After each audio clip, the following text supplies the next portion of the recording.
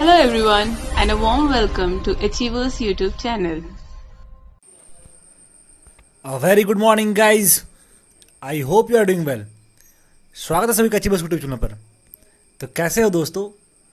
मैं आशा करता हूँ शानदार तरीके से आप अपनी लाइफ को एंजॉय कर रहे हो, अपनी सेहत, फैमिली, पढ़ाई का ध्यान काफ़ी अच्छी तरीके से रख रहे हो।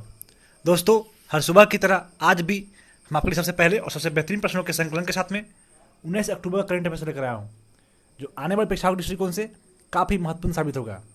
शुरू करने से पहले आपसे निवेदन है कि वीडियो को रास्ता देखिए एवं वीडियो अच्छा लगे तो लाइक और शेयर जरूर करें, क्योंकि आपके लाइक, शेयर और कमेंट हम लोगों को काफ़ी मोटिवेट करता है।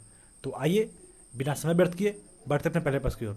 उससे पहले जिन्होंने अभी तक चैनल को सब्सक्राइब नहीं किया है वो प्लीज़ चैनल को सब्सक्राइब कर लीजिए एवं बेल आइकन को दबा लीजिए, ताकि हमारे चैनल की ओर से जो भी अपकमिंग अपडेट्स हो वो आपको सबसे पहले मिले।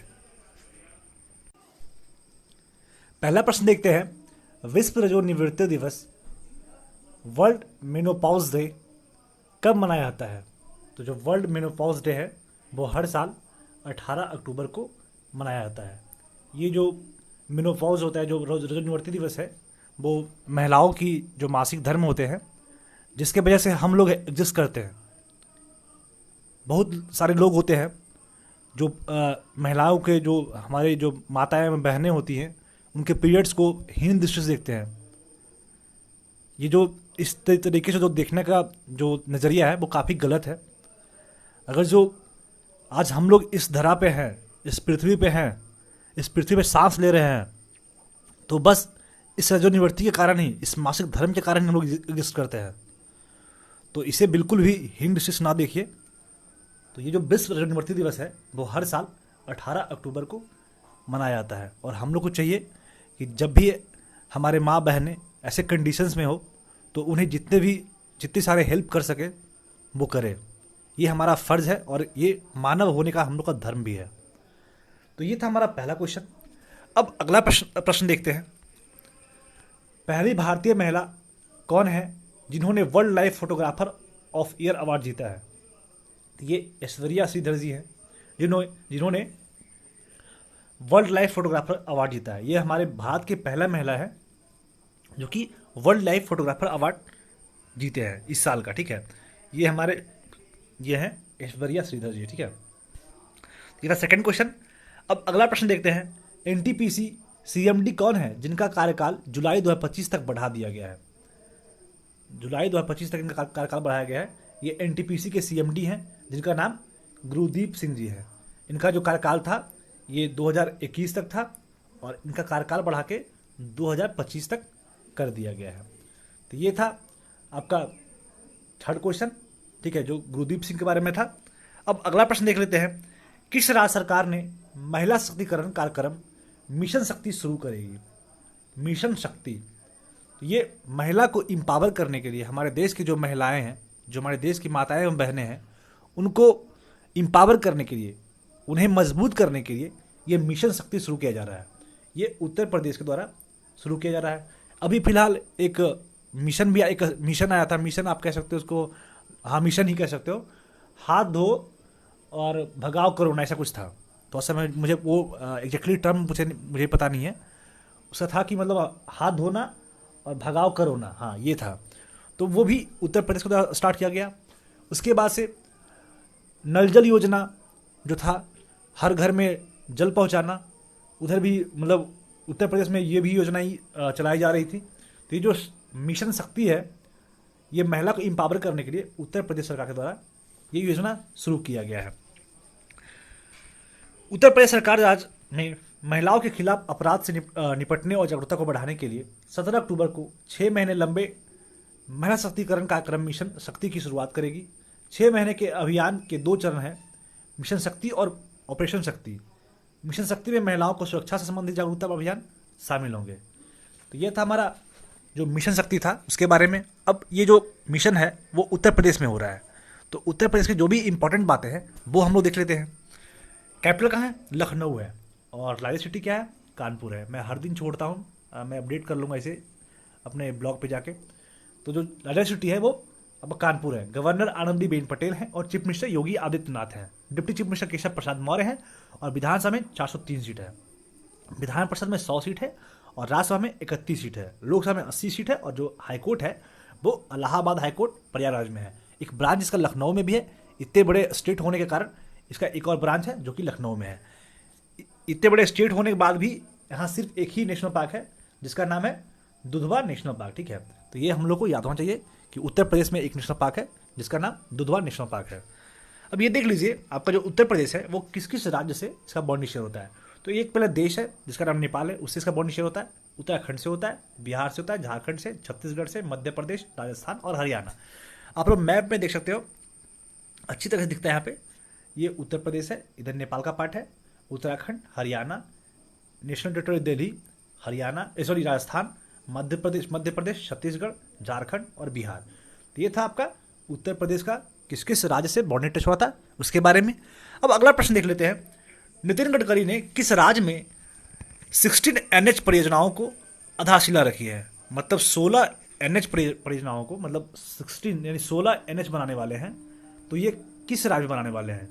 ये आंध्र प्रदेश में नितिन गडकरी द्वारा आपका 16 NH परियोजनाओं का आधारशिला रखा गया है। ये आंध्र प्रदेश का बात है। तो आंध्र प्रदेश से जुड़े फैक्ट रहते हैं। इसका फॉर्मेशन कब हुआ था? 1 नवंबर 1956 में हुआ था। 3 कैपिटल है मेनली रूप से। आपका जो मेन कैपिटल है, अगर जो कोई पूछेगा कि आंध्र प्रदेश का राजधानी कहाँ है तो ये अमरावती है। लेकिन अगर जो इसका जो मेनली जो आपका इसका आंध्र प्रदेश के स्टेट के वाइज जो स्टेट का जो काउंसिल है उनके द्वारा जो बनाया गया है, तो जो विशाखापट्टनम है वो उसका एग्जीक्यूटिव कैपिटल है, अमरावती है लेजिस्लेटिव कैपिटल, और कुरनूल जो है वो सर जुडिशियल कैपिटल है।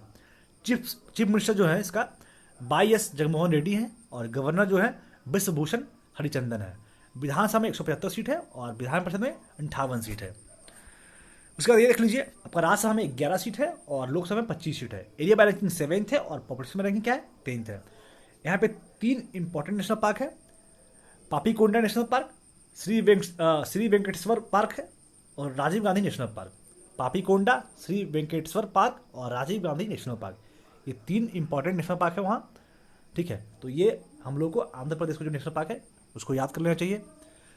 इसका देखिए अब किस किस राज्य से इसका बॉर्डर शेयर होता है। तो तमिलनाडु, कर्नाटक, तेलंगाना और उड़ीसा। आप लोग मैप में देख लीजिए आंध्र प्रदेश के बारे में। आंध्र प्रदेश का है, ये आंध्र प्रदेश का मैप है, ठीक है।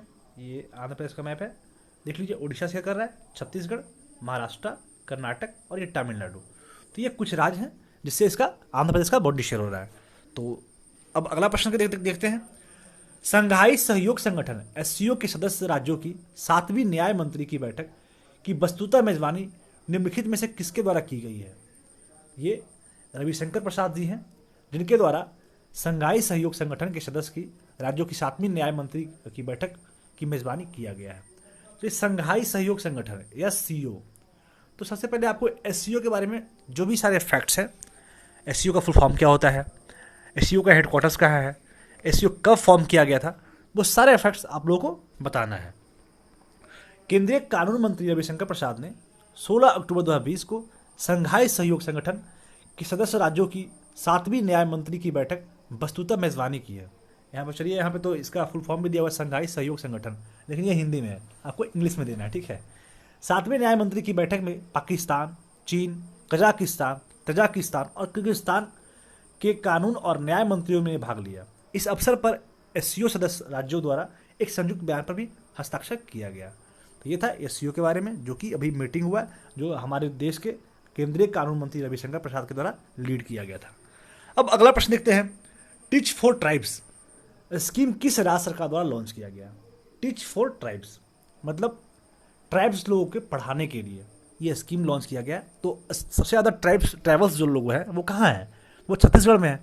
तो उन लोगों के पढ़ाने के लिए, उन लोगों को अच्छी शिक्षा देने के लिए ये टीच फॉर ट्राइब्स स्कीम शुरुआत किया गया। तो कहाँ किया गया? तो छत्तीसगढ़ में किया गया। तो आप लोग को इसका आंसर याद होना चाहिए। टीच फॉर ट्राइब्स कहाँ किया गया? आपका छत्तीसगढ़ में। अब छत्तीसगढ़ की बात है तो उससे जुड़े फैक्ट रहते हैं। कब फॉर्म किया गया था? 1 नवंबर 2000 को। कैपिटल कहाँ है? रायपुर है और लेजिस्लेटिव इसका रायपुर ही है। गवर्नर अनसुईया उके है और चीफ मिनिस्टर भूपेश बघेल है। यूनि कैमरा में 90+1 सीट यानी 91 सीट और राज्यसभा में 5 सीट है। लोकसभा में 11 सीट है और जो हाईकोर्ट है वो छत्तीसगढ़ हाईकोर्ट, जो कि आपका बिलासपुर में है। एरिया बाय रैंकिंग 9 है और पॉपुलेशन बाय रैंकिंग क्या है? 17th है।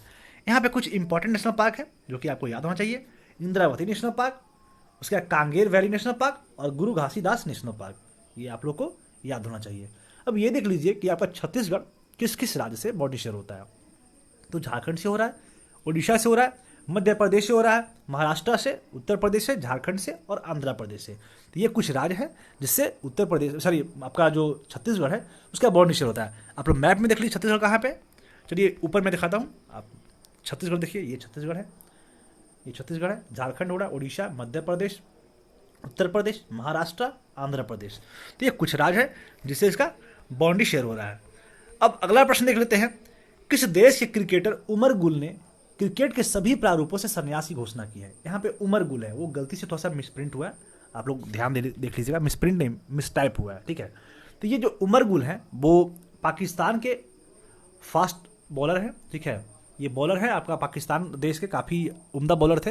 हालांकि भारत से जब भी मैच होता था तो इनको काफ़ी बुरी तरीके से भारतीय बल्लेबाज पीटते थे। तो ये उमर गुल थे, वो पाकिस्तानी क्रिकेटर थे जो कि आपके क्रिकेट मैच के सभी प्रारूपों से संन्यास लेने की घोषणा कर ली है। सभी प्रारूप मतलब T20, टेस्ट, वनडे, सारे मैचों से, सारे मतलब प्रारूप से इन्होंने संन्यास लेने की घोषणा किया है, ठीक है।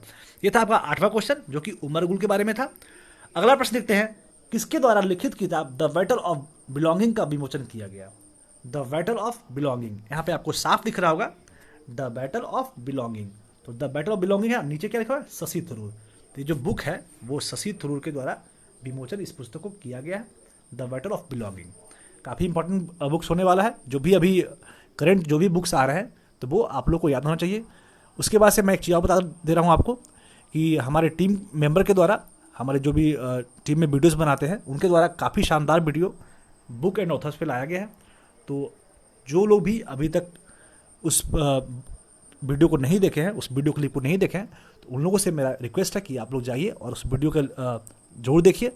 मैं आपको एश्योर करता हूं कि अगर जो आप देखिएगा तो अपकमिंग जो भी एग्जाम्स आपका होंगे, चाहे वो NTPC हो, चाहे वो बिहार दरोगा हो, या जो भी अभी आने वाले एग्जाम्स होंगे, उन सारे एग्जामों में आपको उस वीडियोज़ के माध्यम से, अगर जो आपको बुक एंड ऑथर का सारे एक जगह किताब चाहिए, सारे बुक्स एक जगह चाहिए, तो आप देखोगे तो आई थिंक आपको कभी भी एक भी क्वेश्चन अगर जो इस टॉपिक से आएंगे, बुक एंड ऑथर से आएंगे, तो कभी नहीं छूटेंगे। तो जाइए आप लोग जरूर देखिए, प्लेलिस्ट में वीडियोज़ होगा। तो ये था आज का 9वां प्रश्न। अब अगला प्रश्न देखते हैं, कपिला कलाम कार्यक्रम का शुभारंभ किसने किया है। तो जो कपिला कलाम है कार्यक्रम जो है, शुरुआत किया गया है रमेश पोखरियाल निशंक के द्वारा, ठीक है।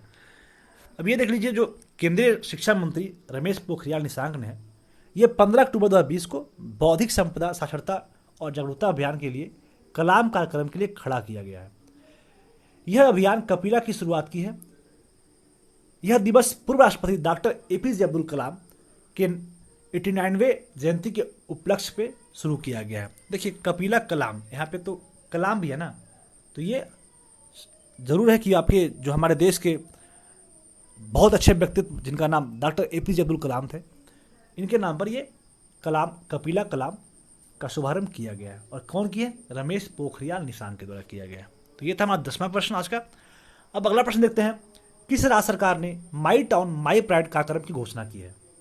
माई टाउन माई प्राइड मतलब मेरा शहर और मेरा अभिमान। तो ये जो कार्यक्रम है वो जम्मू कश्मीर के द्वारा शुरू किया गया है। अभी जम्मू कश्मीर में बहुत सारा कार्यक्रम शुरू किया जा रहा है, बहुत सारे स्कीम शुरू किए जा रहे हैं, बहुत सारे मिशन शुरू किए जा रहे हैं।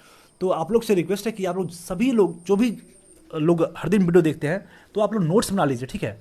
तो जो भी जम्मू कश्मीर में जो भी कोई भी स्टेट्स होते हैं, वहाँ कोई भी कार्यक्रम स्टार्ट हो रहे हैं, कोई भी मिशन स्टार्ट हो रहा है, कोई भी स्कीम स्टार्ट हो रहा है, तो वो आप लोग नोट डाउन कर लीजिए, ताकि आने वाली परीक्षाओं में आप जो भी मिशन से क्वेश्चन आए, जो भी स्कीम से प्रश्न आए, तो वो आप लोग सही करें। तो माई टाउन माई प्राइड जो है कार्यक्रम जो है वो जम्मू कश्मीर के द्वारा स्टार्ट किया जा रहा है।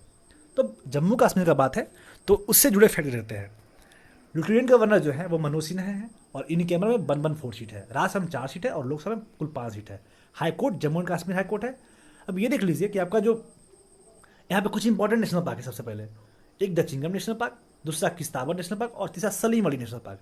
ये काफ़ी जो ये तीनों इंपॉर्टेंट नेशनल पार्क है, ये जो 3 नेशनल पार्क है वो काफ़ी इंपॉर्टेंट है।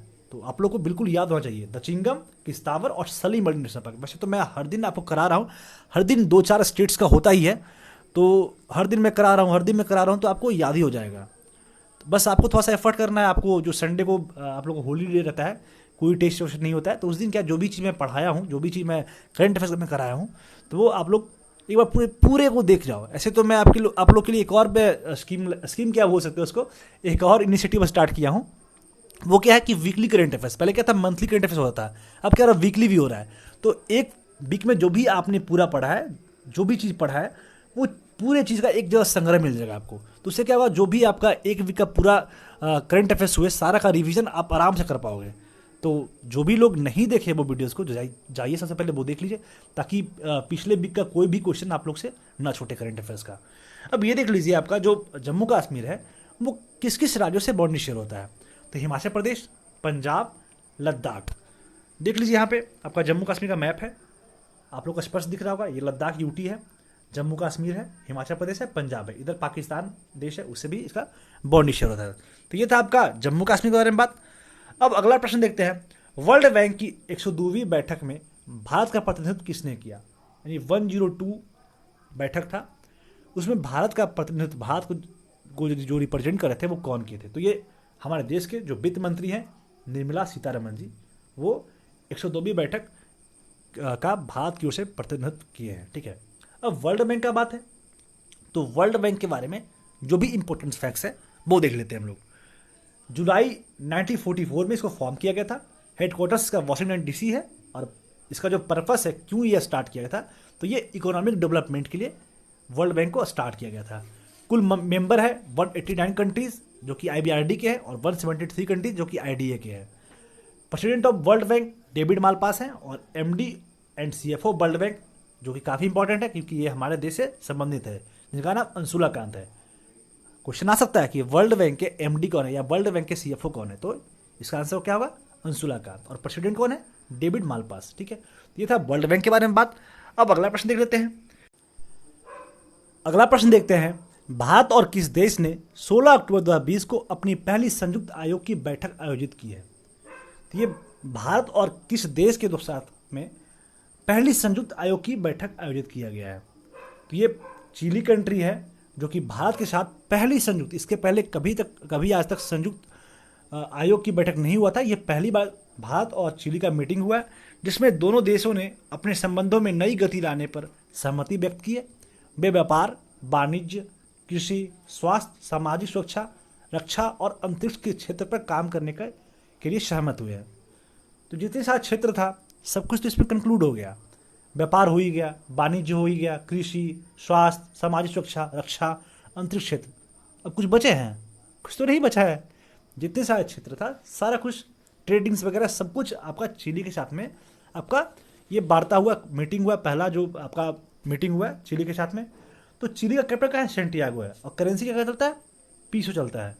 अब ये देख लीजिए कि जो चिली है वो किस किस देश से इसका बाउंड्री शेयर होता है। तो ये पेरू है, इससे होता है, बोलीविया से होता है, अर्जेंटीना से होता है। आप लोग मैप में देख लीजिए, थोड़ा सा स्पष्ट नहीं है। ये आपका चिली है, जो बिल्कुल चिली की तरह दिख रहा है, मिर्च की तरह दिख रहा है। तो ये जो है वो, इसका जो कैपिटल है वो सैंटियागो है, यहाँ पे सैंटियागो है। और इसके बारे में एक चीज़ और मैं आपको बता दूँ, ये जो चिली है, जो कि आपका साउथ अमेरिका कॉन्टिनेंट में पड़ता है। कहाँ पड़ता है? साउथ अमेरिका कॉन्टिनेंट में पड़ता है। साउथ अमेरिका कॉन्टिनेंट में सिर्फ 2 देश है, एक तो चिली और दूसरा इक्वाडोर। ये इक्वाडोर है।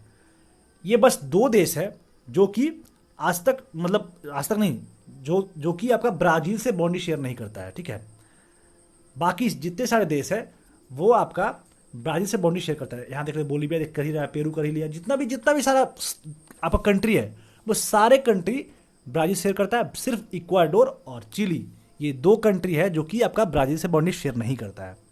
ठीक है, इसके बाद ये सैंटियागो है। सैंटियागो पास में एक जगह है जिसका नाम चिक्वी माता है। ठीक है, और चिक्वी माता को क्या बोलते हैं? Copper capital of the world. ठीक है, copper capital of the world किसको बोलते हैं? चिक्वी माता को, जो कि आपका सैंटियागो के पास में है। आपका यहाँ चिली के पास में ही एक डेजर्ट है जिसका नाम है अटाकामा डेजर्ट। क्या नाम है? अटाकामा डेजर्ट, जो कि नंबर 1 नाइट्रेट प्रोडक्शन होता है। मतलब यहाँ पे आपका नाइट्रेट का प्रोडक्शन में सर्वश्रेष्ठ है, सबसे ज़्यादा नाइट्रेट का प्रोडक्शन यहाँ होता है। तो तो ये था हमारा, और प्लस में ये जो आपका जो अटाकामा डेजर्ट है वो लार्जेस्ट डेजर्ट है कहाँ का, साउथ अमेरिका कॉन्टिनेंट का। तो ये था आपका कुछ साउथ अमेरिका कॉन्टिनेंट के बारे में बात और कुछ चिली के बारे में बात भी। अब अगला प्रश्न देख लेते हैं। प्रश्न है, किसने वर्चुअल माध्यम से भारत अंतर्राष्ट्रीय खाद्य और कृषि सप्ताह का उद्घाटन किया है? तो ये नरेंद्र सिंह तोमर के द्वारा भारत अंतर्राष्ट्रीय खाद्य और कृषि सप्ताह का उद्घाटन किया गया है, जो कि वर्चुअल माध्यम के थ्रू किया गया है। अब अगला प्रश्न देखते हैं। यूनियन बैंक ऑफ इंडिया के एमडी और सीईओ राजकिरण राय जी 2020 से 21 के लिए किस एसोसिएशन के अध्यक्ष के रूप में चुना गया है? तो ये आईवीए के सदस्य के रूप में कौन है? राजकिरण रॉय जी, जिन्हें 2020 से 21 के लिए अध्यक्ष के रूप में चुना गया है। ये आईबीए का फुल फॉर्म क्या होता है? तो आईबीए का फुल फॉर्म होता है इंडियन बैंक एसोसिएशन।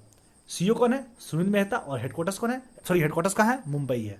फॉर्म कब किया था? 1946 में। एसबीआई के अध्यक्ष दिनेश कुमार खरा को एसोसिएशन के उपाध्यक्ष के रूप में चुना गया। अध्यक्ष कौन बने? राजकिरण रॉय। और उपाध्यक्ष कौन है? दिनेश कुमार खरा। अब मूव करते हैं क्वेश्चन ऑफ द डे। कल आपका वीकली करंट अफेयर्स था, तो उसमें आपसे मतलब क्वेश्चन ऑफ द डे नहीं था, तो मैं किसी भी व्यक्ति का क्वेश्चन किसी भी व्यक्ति का आंसर नहीं लिया हूँ। तो आज है क्वेश्चन ऑफ द डे, बस उसका देख लीजिए और इसका आप लोग को कमेंट में आंसर करना है। क्वेश्चन, हाल ही में पीएम मोदी ने उनकी 350वीं जयंती पर बाबा बंदा सिंह बहादुर का आभार व्यक्त किया। वह निम्न में से किसके शिष्य थे? ये बाबा बंदा सिंह बहादुर जो थे वो किनके शिष्य थे? Option A Guru Govind Singh, option B Guru Angad Singh, Guru Nanak और गुरु अर्जुन देव, नॉट अर्जुन देव। तो इसका आंसर आप लोगों को कमेंट में देना है। और अभी मैं जो भी क्वेश्चन पूछा हूँ, जैसे एसईओ के बारे में पूछा हूँ, अगर जो मुझे याद नहीं है और मैं क्या क्या पूछा हूँ और मैं पूछा हूँ, तो आप लोगों को आंसर करना है। यदि आप जीके, जीएस या स्टैटिक के कोई भी विषय का फ्री स्टडी मटेरियल पढ़ना चाहते हैं तो हमारे वेबसाइट पर ज़रूर विजिट करें, जिसका लिंक नीचे डिस्क्रिप्शन में दिया हुआ है। साथ ही साथ जीके, जीएस, करंट अफेयर्स की डेली क्यूज़ के लिए हमारे टेलीग्राम ग्रुप को ज्वाइन करें।